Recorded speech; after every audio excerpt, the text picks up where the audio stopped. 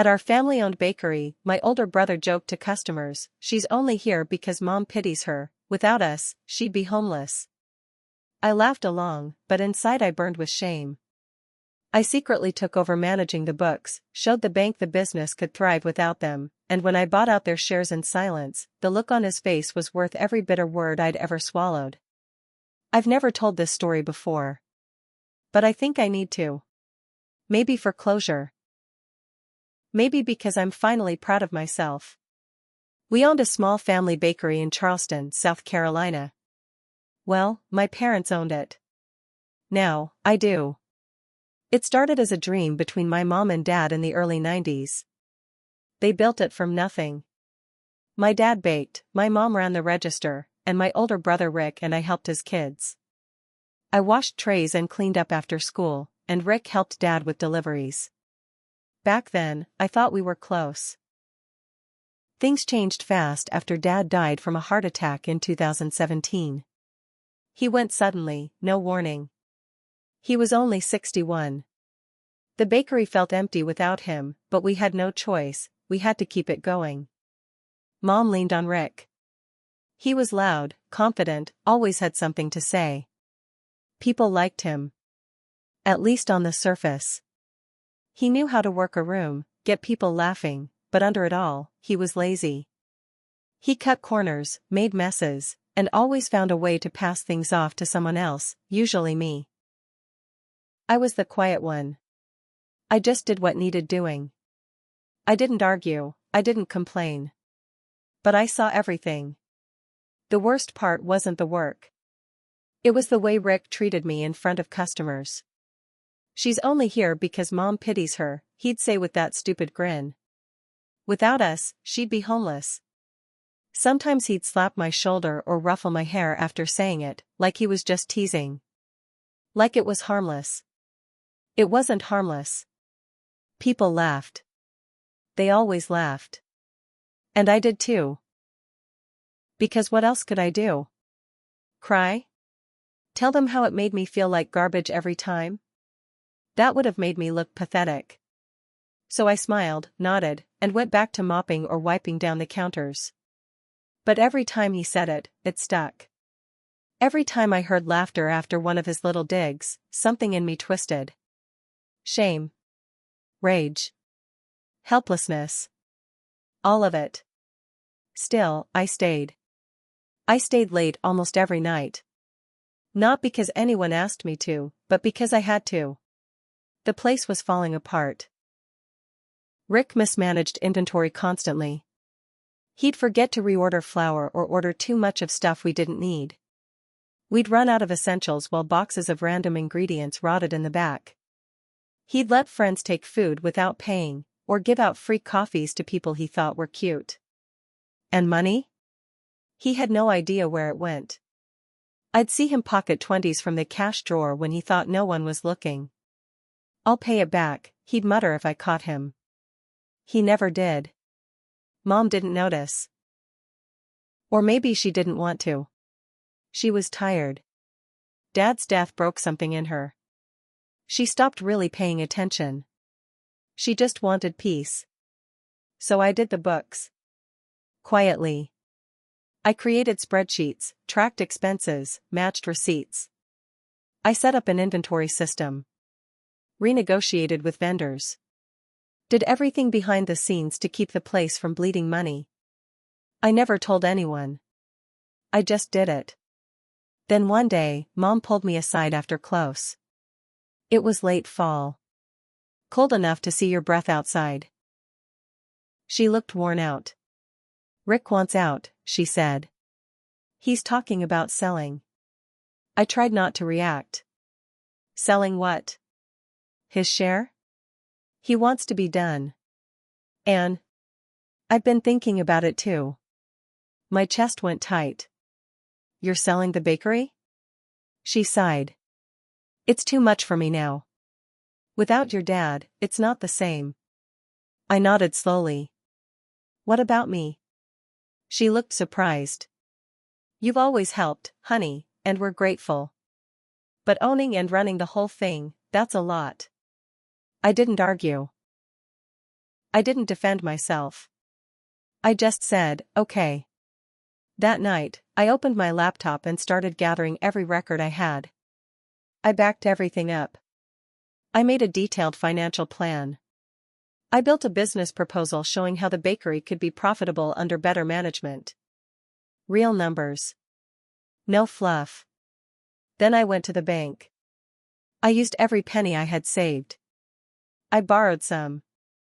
Got a small business loan after weeks of meetings and calls and more paperwork than I'd ever seen in my life. I showed them the numbers, my numbers. They saw the potential. I got the approval. Then, I waited. I didn't say a word to Mom or Rick. I didn't want them to know what I was planning. I needed it to be clean. Fast. When I finally had the funds, I went to Mom and said I wanted to buy both of their shares. All of it. Full ownership. She was shocked. Why? She asked. Are you sure you can handle it?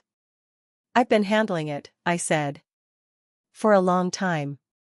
She hesitated, but she agreed. She was tired. She wanted out. She never loved the bakery the way Dad did. And Rick? He didn't even show up to the final meeting. I signed the papers. Paid them both. The bakery was mine. Next morning, I opened the store like always. Same apron, same smile. Except this time, everything was different. At 9:30, Rick rolled in, smelling like whiskey and cheap aftershave. He looked at me wiping down the counter and frowned. Where's Mom? He asked. She's home, I said. Why? What's going on? She sold her share. He blinked. What? I bought her out. He laughed. What, like your $10 an hour money bought out a business? No, I said, meeting his eyes. I bought her share. And yours. I own the bakery now. He stopped laughing. You're kidding. I pulled the signed paperwork from the drawer and slid it across the counter. No. It's done. He stared at the paper. Then back at me. You can't run this place without me. I've been running it. You just didn't see it. He left without another word. And that was the first morning I ran the bakery without shame. For a while after Rick stormed out, I thought that would be it. I'd take over, fix what he broke, and finally run the bakery the right way. But Rick wasn't done with me. The first sign came 2 weeks later. A longtime supplier called and said they were canceling our standing order for eggs and dairy. What? Why? I asked. Rick said the business closed down, the man told me. I froze. Rick doesn't work here anymore. There was a pause on the line. He said he was still a part owner. No. I bought him out. I have the paperwork. Well. I already gave the order to someone else. Said he was starting a new place. I didn't know. I hung up and called 3 other vendors. Same story. Rick had been calling around, pretending to still be part of the business. Telling them I was going under. One of them told me he was opening his own bakery. At first, I laughed. Rick could barely manage a shift without screwing up. But then I saw the sign, Salt and Rise, 2 blocks down, in a space that used to be a juice bar. His name was on it. And below it, in bold letters, locally owned by the original Baker family. He was trying to steal our history. The worst part? Customers started asking questions. Some said Rick told them I'd tricked my mom into signing the bakery over. That I'd lied and kicked him out. One woman even said, he told me you were just the cleaner. That you weren't family. I wanted to scream. But I couldn't. I had to protect the business. Instead, I put my head down and worked harder. I changed the logo. Redesigned the menu. Added gluten-free and vegan options. I brought in a small local coffee roaster, started doing online orders. Slowly, business picked back up. But Rick kept going. He hired one of our old cashiers. One who used to flirt with him. Then a line cook we'd let go for stealing tips. He was building something, and he didn't care who he hurt to do it. Then came the fake reviews. 1-star ratings flooded our page. Dirty kitchen. Food poisoning. Owner is a fraud. I reported every one, but it hurt. People believe what they read. The final straw came on a Saturday. A woman came in crying, holding a birthday cake that looked like it had been dropped and stomped on. I ordered this from Salt and Rise, she sobbed. Rick said it was the family bakery. Said you'd be the one baking it. I looked at the mess in her hands and felt something break. That night, I pulled up every file I had. Every record from the old bakery. Every receipt Rick ever signed, every missing dollar I'd tracked. I wasn't just going to survive this, I was going to burn his whole game down. I had kept the old ledger books locked in a bin under my bed, handwritten notes, spreadsheets I printed back before I trusted digital backups. I'd written down every shady thing Rick ever did, mostly to protect myself if things got bad. Now it was time to use it. There were receipts for beer runs made with bakery petty cash, handwritten IOUs Rick left in the cash register when he took tips, and even screenshots of texts he sent our suppliers asking for cash discounts if they kept it off the books. I compiled it all into a folder and sent it to a local business attorney I'd been introduced to by a regular customer. Her name was Denise. She was quiet, sharp-eyed, and didn't waste time. You're saying he's using the family name to build a new business, while trying to sabotage yours, she asked during our first meeting. Yes. And I have proof he's been lying to vendors and customers. He's trying to rewrite our history. She flipped through the pages. You've got enough here to go after him for defamation, possibly fraud if he's claiming your business is still his. And if he's misusing the original Baker family brand, you might have a case for deceptive marketing.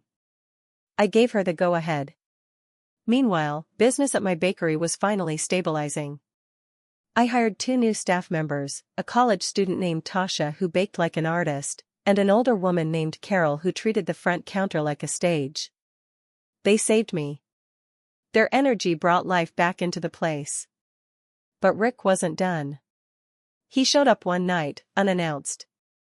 It was late, just past 10 p.m. I was restocking flour when I heard the back door open. I turned and saw him standing there, half-drunk, arms crossed. I built this place, he said. I didn't say anything. You think people are gonna choose you over me? I'm the face. I've always been the face. You were the joke, I said, without flinching. People laughed at you, not with you. His face twisted. You're just jealous.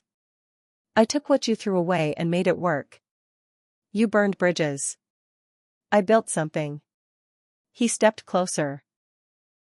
You think this ends here? No, I said. I think it ends in court. You'll be hearing from my lawyer. For a second, I thought he might hit me. But he just stared. Then he spit on the floor and walked out. 3 days later, his bakery was hit with a health inspection. Someone tipped them off. Maybe it was a former employee. Maybe it wasn't. They found rats. Mold. Expired ingredients. He had to shut down 4 deep cleaning. Denise filed the cease and desist the same week. But the real twist came next. A reporter from a small local business blog reached out. She'd heard about the 2 bakeries. Heard there was bad blood. I didn't want to talk at first. But she promised fairness. So I told her the story, my side of it. The article came out the next week, how the quiet sister took the bakery back, and her brothers lies down with it. Within hours, our shop was packed. But it wasn't over. That night, someone threw a brick through the front window. The brick missed my head by maybe 10 feet. It was late. I was closing up alone, lights dimmed, counting out the register when it smashed through the glass with a deafening crash. I dropped to the floor, heart hammering. Shards sprayed across the tiles, some landing in the flower bin. I didn't see who did it. I didn't need to. The cops came, took a report, made the usual promises. I swept up glass with shaking hands. The next morning, I had the window boarded up and served coffee anyway. But I didn't sleep that night. Couldn't. I knew it was Rick. The next day, I called Denise and told her everything, the threats, the vandalism, the harassment, even the suppliers he lied to. She filed for a restraining order and pushed ahead with the civil suit. And then she gave me a warning. If he keeps escalating, she said, it might not end with court. Be ready for anything. She was right. Because Rick didn't just sit back and wait for the lawsuit. He snapped. A week after the article, Salt and Rise had a fire. It was small, contained to the back kitchen. But the fire marshal found signs of code violations, faulty wiring, even open gas lines. He was shut down indefinitely. His insurance? Lapsed. Word got out. People started whispering maybe it wasn't an accident. Maybe he said it himself for a payout. I didn't say a word. I just kept baking.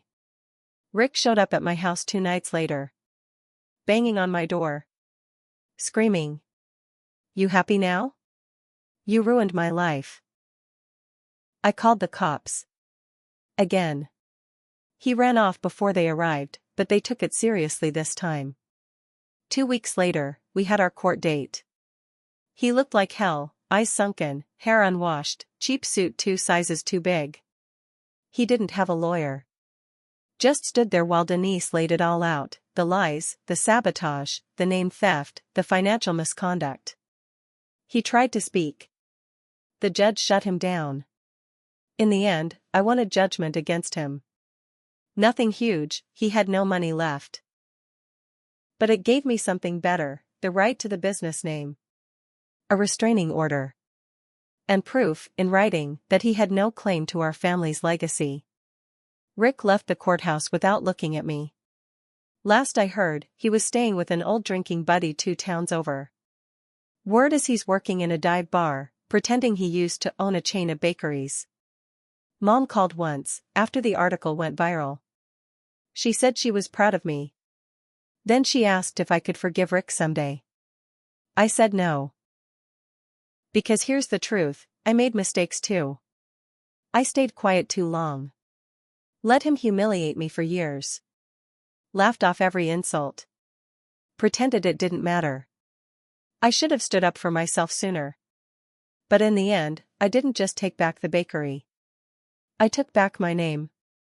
My pride. My voice. And now, every morning, I unlock the front door, turn on the lights, and smile to myself as I roll out the dough. Not because I won. But because I finally stopped losing.